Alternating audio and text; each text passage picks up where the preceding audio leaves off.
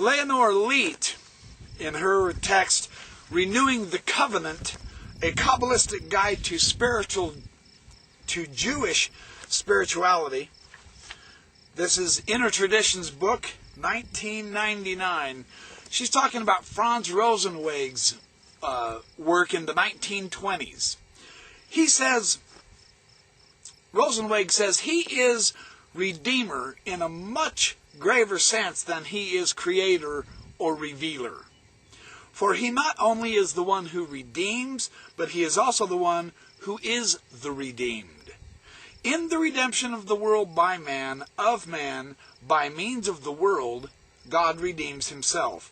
Man and world disappear in the redemption, but God perfects himself. Only in redemption, God becomes the one and all. It is becoming a unity.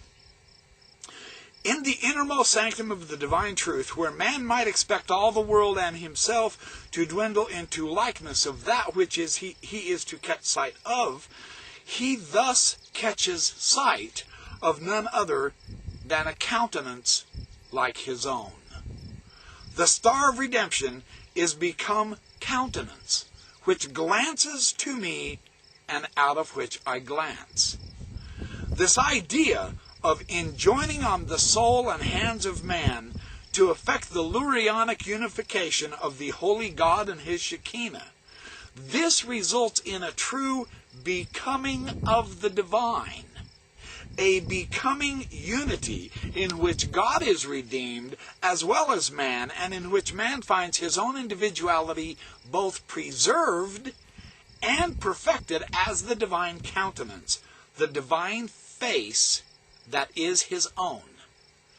This is the theme in the books of Enoch, of the idea of the prophet, the person, finding his own heavenly counterpart on that heavenly throne, becoming divine. That is an astonishing doctrine. Let me share this with you. This is out of Leonore Leet's The Secret Doctrine of the Kabbalah. This is a 1998, I think 98 or 96. Nope, 99. I lied. Ezekiel clearly associates the concept of the Son of Man with the divine throne chariot in his vision.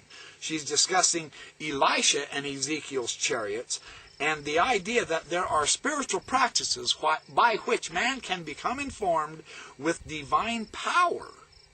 The power to overcome earthly limitations, both in life and beyond it. And the goal of human existence is the perfecting of such holiness as can be achieved and giving eternal endurance.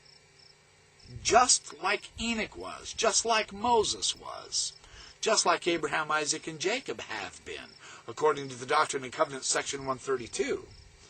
The wheels, the living creatures of Ezekiel's vision, the firmament, the throne, the likeness of a Son of Man that was on the throne, all of these ideas are the appearance of the likeness of the glory of the Lord. Ezekiel 1, 26 and 28. The glory, that is, or the kavod of God, which he saw seated on the throne, had the appearance of a man.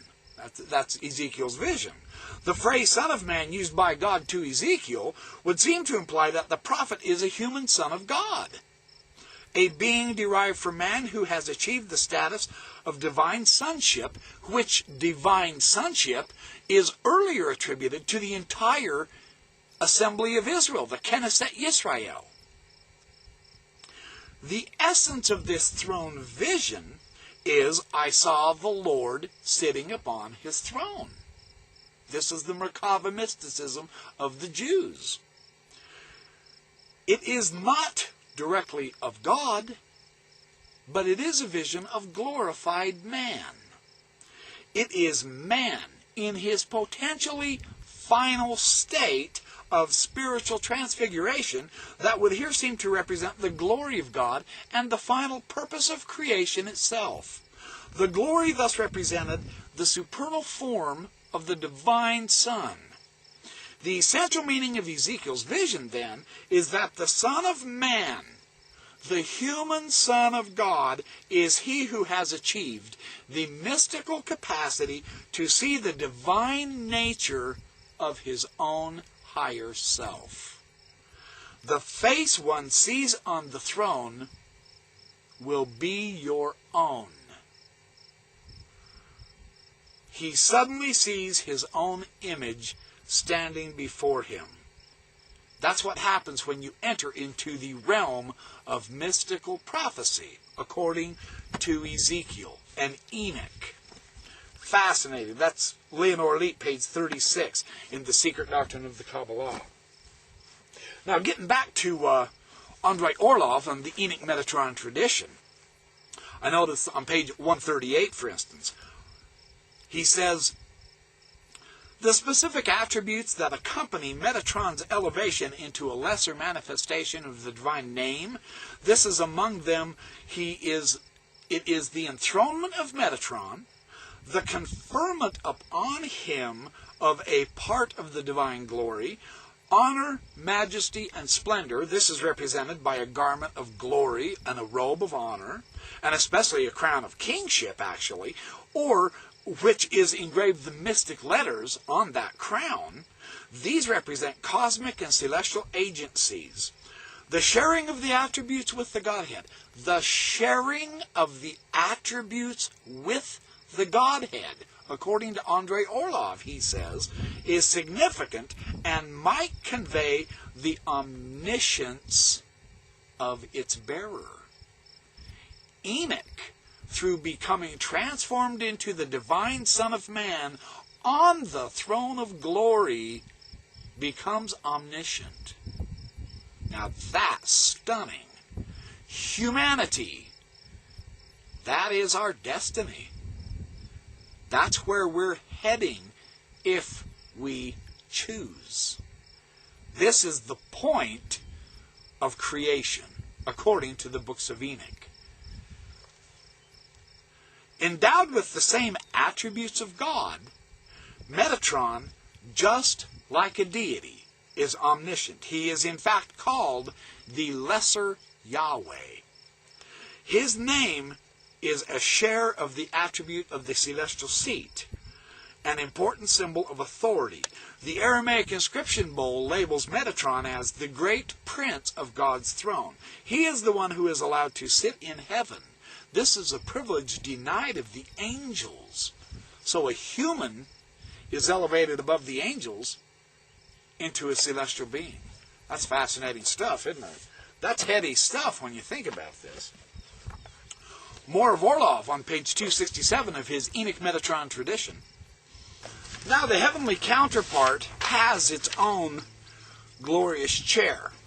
This is sometimes referred to as a replica of the divine seat. This is in Orlov, the Enoch Metatron tradition, page 267. It seems that the enigmatic identification of the prophet with the divine form can be expressed not through the concept of a vice-regent, but through the notion of a heavenly counterpart. In the light of the previous investigation of this concept in the Enochian and the Jacobite traditions, one can suggest that Moses' identification with the enthronement of the noble man in the exegogue might represent a Mosaic adaptation of the heavenly counterpart imagery. This is Moses' occupation of the glorious throne. What this reflects is a process of the unification of the seer with his celestial counterpart. It often involves identification with the kavod, that is, with the glory of God. It's called kavod in Hebrew. Since the heavenly counterpart appears to be directly linked with this celestial entity portrayed in some traditions as Jacob's image on the throne of glory. So we have an entire tradition here that has been lost, or at least misunderstood, in the Bible. This tradition is that humankind has a divine heavenly counterpart on the throne of glory, and the whole idea of unifying, becoming one with God, is unifying with that divinity and becoming that divinity.